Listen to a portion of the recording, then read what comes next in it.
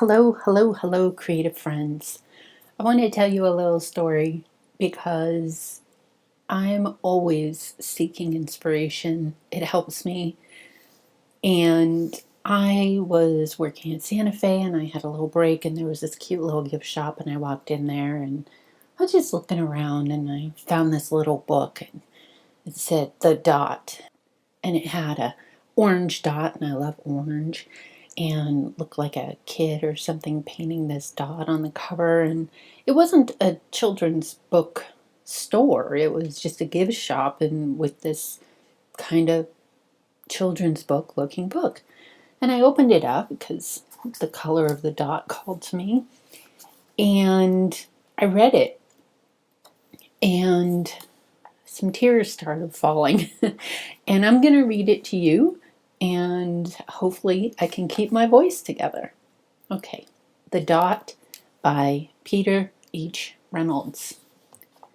Art class was over, but Vashti sat glued to her chair. Her paper was empty. Vashti's teacher leaned over the blank paper. "Ah," she said, "a polar bear in a snowstorm." "Very funny," said Vashti. "I just can't draw." Her teacher smiled. "Just make a mark and see where it takes you."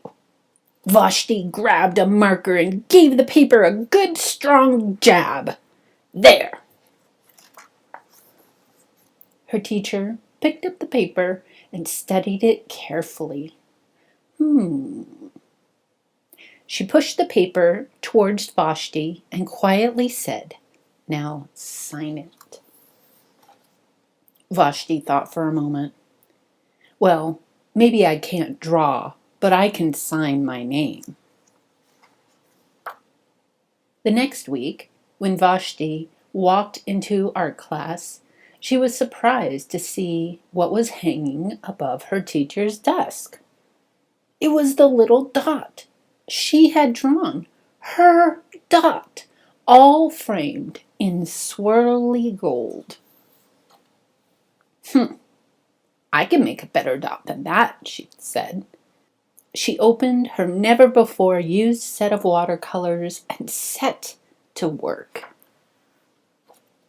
Vashti painted and painted, a red dot, a purple dot, a yellow dot, a blue dot. The blue mixed with the yellow. She discovered that she could make a green dot. Vashti kept experimenting, lots of little dots in many colors. "If I can make little dots, I can make big dots too." Vashti splashed her colors with a bigger brush on bigger paper to make bigger dots. Vashti even made a dot by not painting a dot.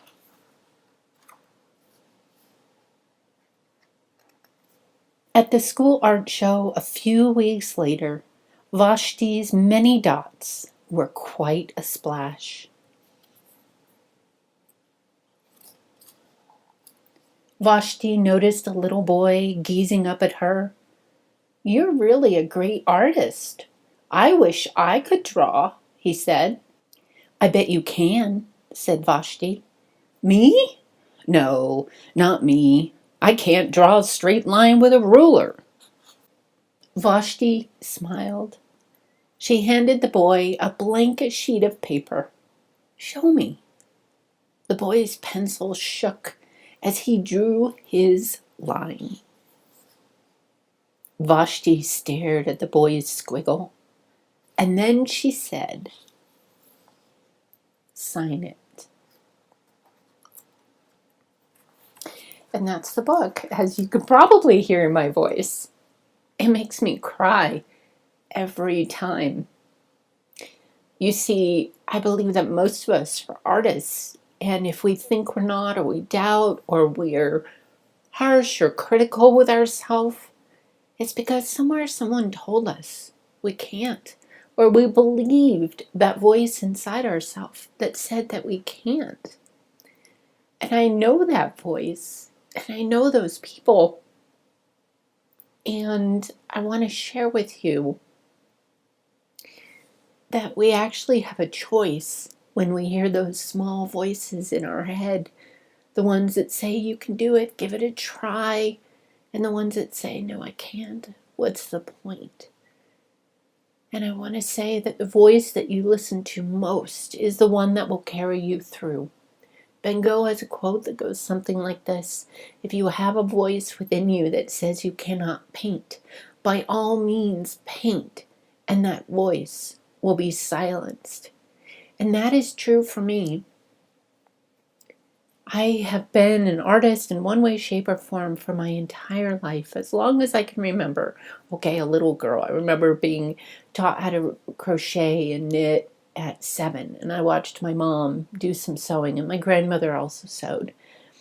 But there was something that I doubted in myself. I didn't finish projects. There were so many things that I started and didn't finish. And I remember at 16 years old, I had got some paints. I was pretty goth at that time. Everything was black, so I got black and white paint and a canvas. And I just painted paintings. They just came out of me.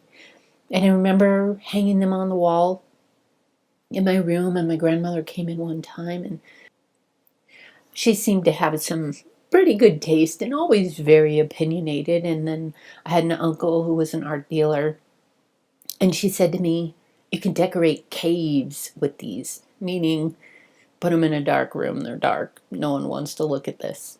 And then I remember being in a technical art class, and we were painting with gouache, and I painted what I felt.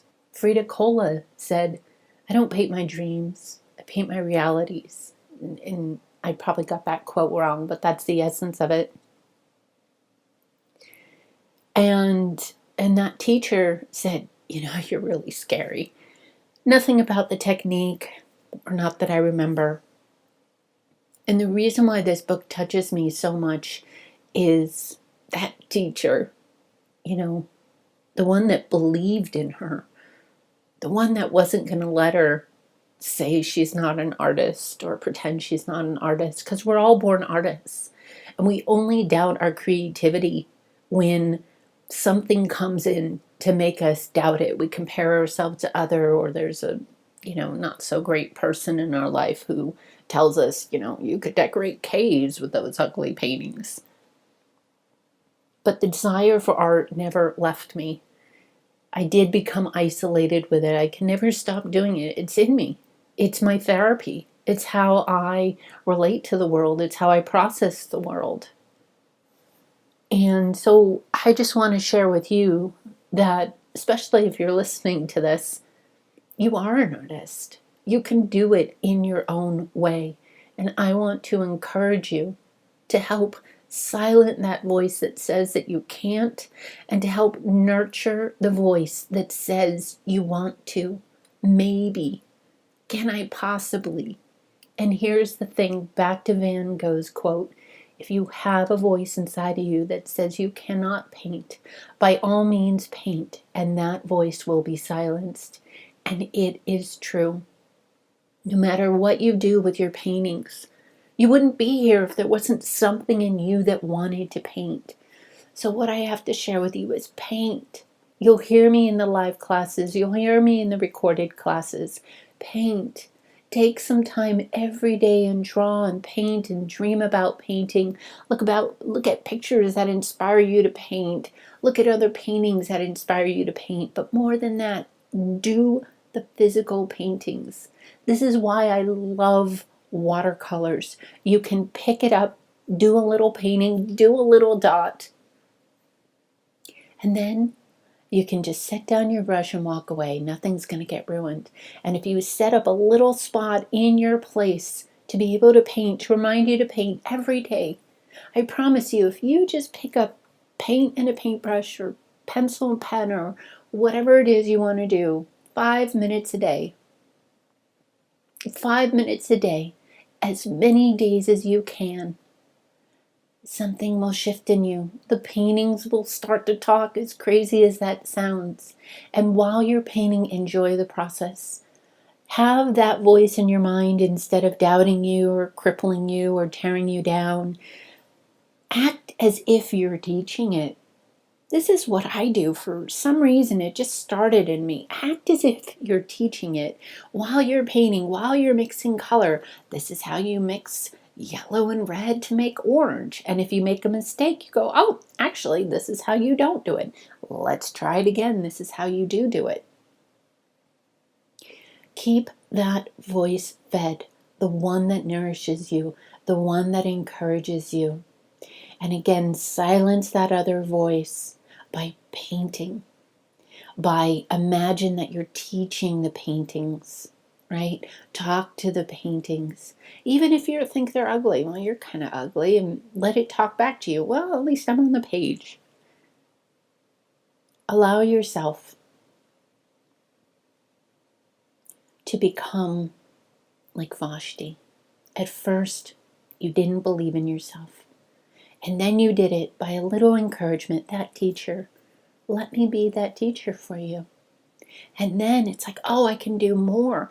That's what she discovered. That dot was framed, and she's like, huh, I could do better than that. And that was the spark that she needed. And then it always makes me cry at the end when she then encourages that little boy. This is what happens. We doubt, we get some information, we do it, and then encourage others. So let me encourage you so that one day you can encourage others with your paintings. It doesn't matter what you do with them. I can't tell you how many stuff I still have in the closet. I can't tell you, actually, I can tell you there's been 2 different times in my life where I have literally destroyed all of my work because I didn't believe it was good enough, because I kept telling myself it wasn't good enough. And now I can't get myself to throw anything away. I'm in love with everything that I do, not because it's quote unquote good, but because I see the potential in it. Even if I don't like something that I've done, I can't get myself to throw it away because it might be an idea on how to do it better another time. It might become part of a mixed media piece where it's just one layer, one piece of that puzzle. So fall in love with the process. Encourage that little person inside of you who needs the encouragement. Come, let me encourage you. But most of all, paint. By all means, paint. And that old negative voice will be silenced. Thank you for listening. Thank you for sharing. Thank you for being part of this course. I'm so glad that you're here. Reach out. Let me see your paintings. Share with the group. Bring good vibes. And I can't wait to see what you create, what you are inspired to do, what comes about when you take that risk to paint a little, to paint a little bit more, to be willing to create a space in your place where you can paint, to make it easy for yourself to paint whenever the inspiration sparks, as well as to turn to paintings, even in those difficult and hard feelings. I can't wait to see what you do. I hope you'll share it with me, and I look forward to being on this journey with you, because I will encourage you. I see the painter in you. I know that you can paint.